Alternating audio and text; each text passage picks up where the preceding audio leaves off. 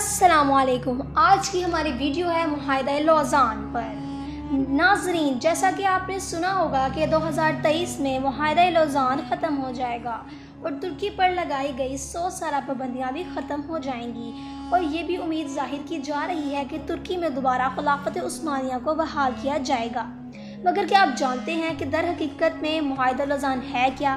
کیا واقعی معاہدہ لوزان کے باعث ترکی پر کوئی پابندیاں عائد کی گئی تھی یا نہیں؟ معاہدہ لوزان کیوں، کس نے کیا اور کب ہوا؟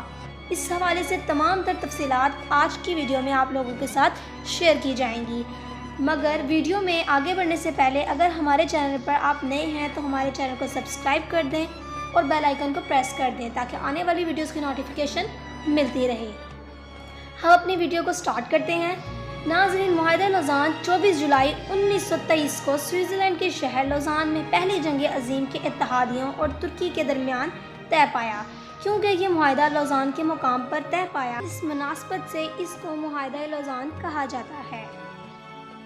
اس معاہدے کی کئی گروپوں نے مخالفت کی تھی، جس میں لوزان معاہدے کی مخالفت کرنے والی کمیٹی COLT بھی شامل تھی، اور 18 جنوری 1927 کو ریاست ہائے متحدہ کی سینٹ نے معاہدے کی منظوری دی، 34-50 6 ووٹوں سے دی۔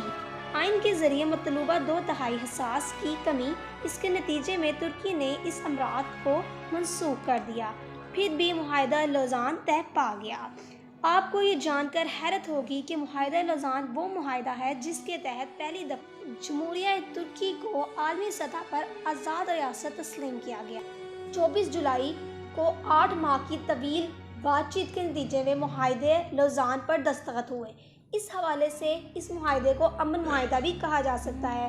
مگر دوسری جانب معاہدہ لوزان 100 سالہ پر مبنی ایک ایسا معاہدہ تھا جو کہ دراصل ترک عوام اور مسلمانوں کے خلاف مغرب کا ایک ایسا حربہ تھا جس نے ترک کو ہاتھ پاؤں سے باندھ کر چاروں شانے چت کر دیا۔ بنیادی طور پر یہ معاہدہ ترکی اور فرانس کے درمیان ہوا، مگر ایک فریق ترکی اور دوسری طرف سلطنت برطانیہ جیسے برٹش امپائر کہا جاتا تھا۔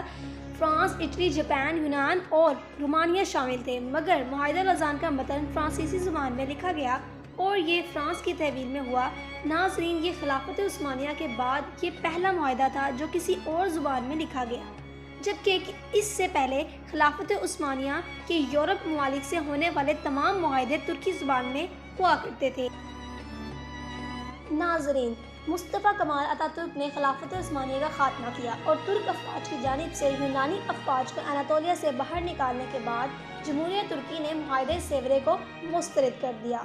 20 اکتوبر سن 1922 کو امن کانفرنس کا دوبارہ آغاز ہوا اور طویل بحث و مباحثہ کے بعد ایک مرتبہ پھر 4 فروری 2023 کو ترکی کی مخالفت کے باعث متاثر ہوا۔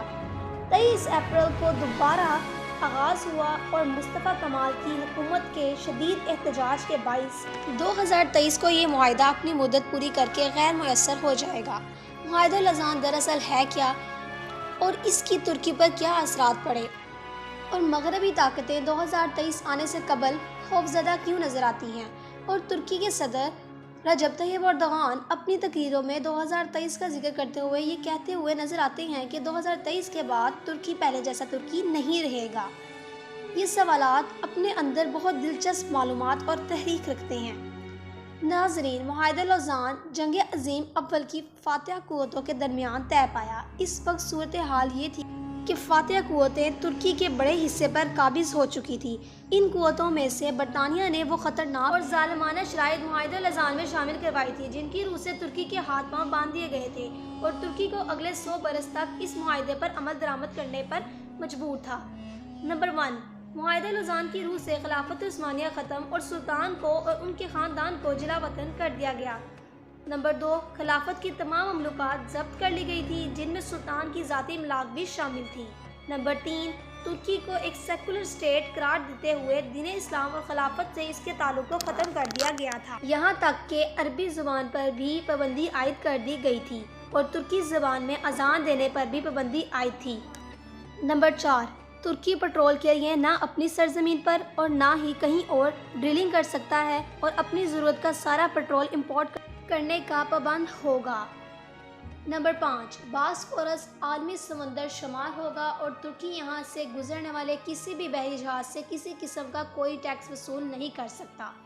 ये तमाम मुआहदे लौज़ान की शराइत थी।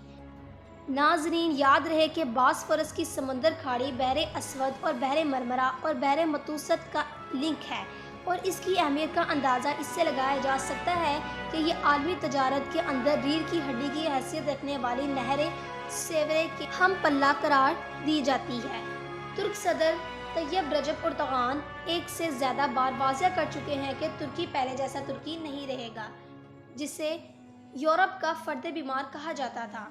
तुर्की अपनी ज़मीन में से पेट्रोल भी निकालेगा और एक नई नहर भी खोदेगा जो नहर अस्वद और नहर मरमरा को बाहम मिलाकर मजबूत कर देंगी और इसके बाद तुर्की यहाँ से गुजरने वाले हर बहरी जहाज़ से टैक्स भी वसूल करेगा।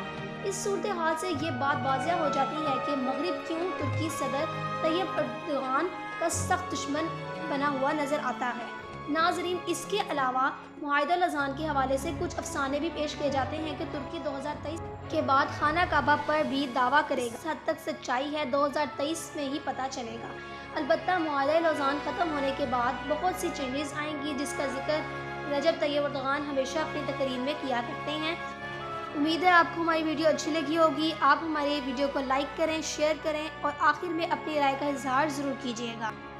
अल्लाह हाफिज़।